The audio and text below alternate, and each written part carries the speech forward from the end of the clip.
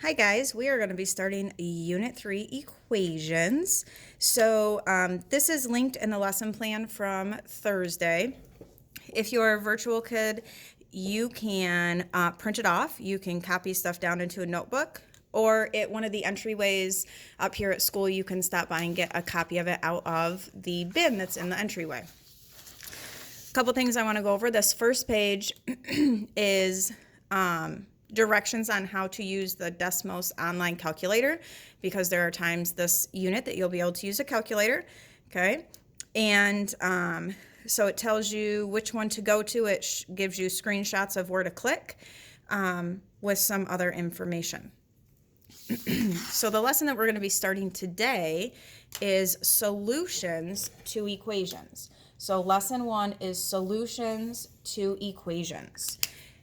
We're going to be starting with comparing equations and an expression. So we've been working with expressions, and the expressions look like these.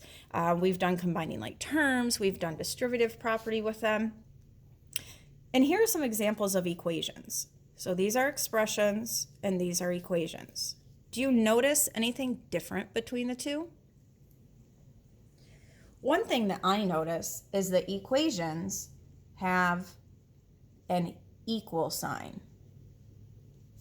Equations have an equal sign. So if we're looking here, notice there's an equal sign on every one of these.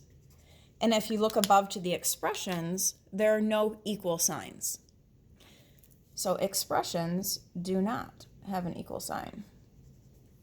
One way that I like to kind of point out how to remember the equations have an equal sign. So equations start off with EQUA, and equal starts off with EQUA. So equations have an equal sign. Sometimes students say that an equation has an answer, okay? And that's true. An equation has an answer and an expression does not. So if we look at this example, x plus 5 equals negative 23, says, so what is the answer to this? The answer to an equation is actually called the solution. An answer to an equation is called the solution. So when we find a solution to the equation, we are actually finding this is the number or the solution that makes it true. So the solution or the answer is what makes it true. It's the solution, it's the number that makes it true. So you guys have actually been doing this stuff for a while, and I have kids of my own in first grade and fourth grade, and for years they've been bringing stuff like this home. And I like to sometimes bring an example of their work in to just show you guys, hey, remember when you did this? So this would be a type of problem like that they would bring home. It would say like 2 plus 3, and then there'd be like a shape. And you'd say, okay. Their teachers would say, oh, boys and girls, 2 plus 3, you got to fill in that shape. Well, this is technically an equation. But when you were little, they gave you a shape. Now that you're getting older, we replace it with a variable. And remember earlier, this year we've talked about that a variable is a number. It's a letter that represents a value or a number. So now if we replace the shape with a variable, we have an algebraic equation. So once you plug in a variable, all of a sudden we can call it an algebraic equation. So what goes in the circle? So what do you think goes in that circle? Yeah, 2 plus 3 is 5. So what is x equal to in this equation? It's equal to 5. And that is the solution to the equation. And sometimes we can look at them and we know the solution right away. And sometimes we look at them and we don't know the solution until we start doing some work to it, okay? So you did some of this in 6th grade, I'm sure. You may have just been starting it, starting to look through some of this stuff and saying, okay, what would make it true? So you might have seen something like this. Something plus 10 equals 23. And your job was to figure out what x was equal to. And some of you can look at that and right away you can tell me what x is equal to. And that's awesome. So I know, and you know, something plus 10 is 23. So what are you saying x is equal to? You might say x is equal to 13. And that's great, but how can you prove it? And that's part of what equations is proving that it's true. Well, in place of an x, I could plug in a 13 now. I could plug it in, and I could actually work this out. What is 13 plus 10? 13 plus 10 is 23. Well, did this side actually equal this side? Yes, it did. So when we prove it, we call that like our check step, okay? So proving it is like our check step, and that is something you guys will be required to do throughout this unit. So it says this shows that the equation is what we call balanced, because for an equation to be true, it has to stay balanced on both sides. So kind of think about like in science class when you have those pan balances and you have to try and put something over here to make them stay the same. But if you take something away from here, then all of a sudden that side goes up. We want to keep them balanced. So if someone miscalculated and maybe they said x was equal to 6, let's see what happens. So if they took x plus 10 equals 23 and they said, oh, x is equal to 6. Well, let's try it. 6 plus 10 is 16. If I bring this down, does 16 equal 23? Nope, it sure doesn't. So if you do not have the correct answer, then it won't work out. They won't be balanced. Both sides won't be the same. So let's take a look at some examples. Okay. It says your success criteria is showing that the equation balances or does not balance by substituting the value in for the variable. So substituting means we're replacing the number that they tell us to for the variable. So in this first example, it says, is x equals -5 the solution to the equation? So is -5 what is going to make this a true statement? So let's try it. In place of x, I'm going to plug in -5, and I want to know, will that equal 14? So now we're following our rules for adding positive and negative numbers. This is why we've been reviewing integers. I have a positive 8 and a negative 5, so different signs subtract. 8 minus 5 is 3. 8 is bigger and it's positive, so my 3 is positive. So if I bring this down, does 3 equal 14? No, it does not. So we would say x equals -5 is not a solution. X equals -5 is not a solution. All right, let's take a look at another one.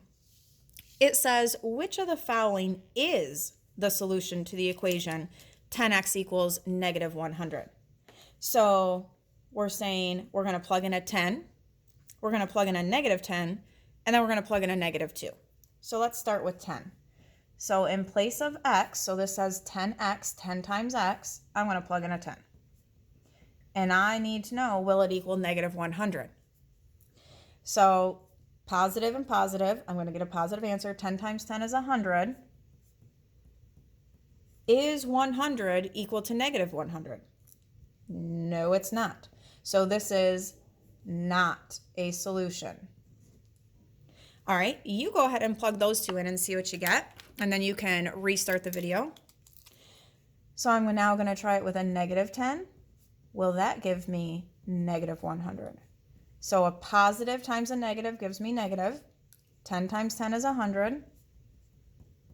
And this one, yes, -100 equals -100. So -10 is a solution.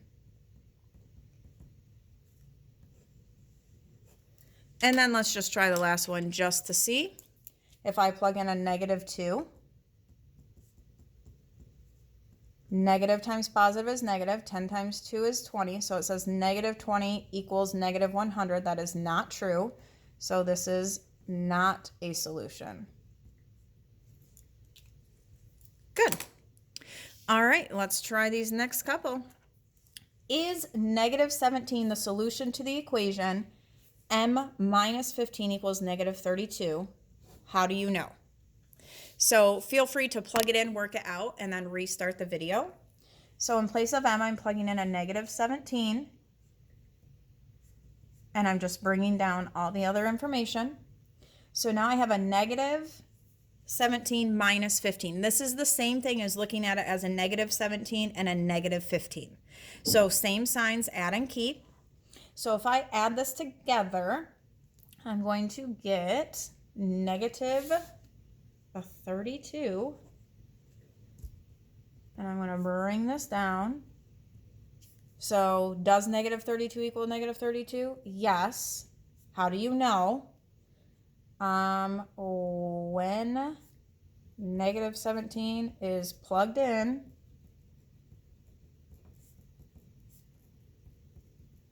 both sides are equal.